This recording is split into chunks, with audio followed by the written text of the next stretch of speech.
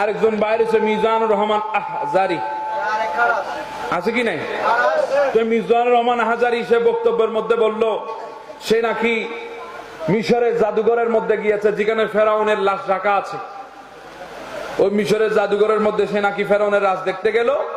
সে বলছে আমি যাওয়ার পরে সেখানে বলছি ফেরাউন কে চাচা কেমন আছেন? ফেরাউনের চারদিক দিয়ে আমি ঘুরলাম, এমনি রয়েছে এমনি। আমি কই ফেরাউন চাচা কেমন আছো?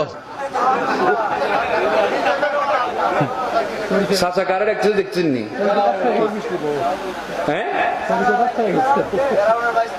আমরা গরিবে নামাজকে বাবা বললে তোদের জলে, খাজা বাবা বললে তোদের জলে, আর তুই ফের অনুদের চাচার ইতিহাস। দুনিয়া থেকে মানুষ শুরু গেছে নি, তুই আর মানুষ পাস না? তা আমি ওই দিন কোথায় বলছিলাম যার চাচা ফেরাউন সেই তো মালাউনি হবে। কথা বলেন ঠিক না বে ঠিক?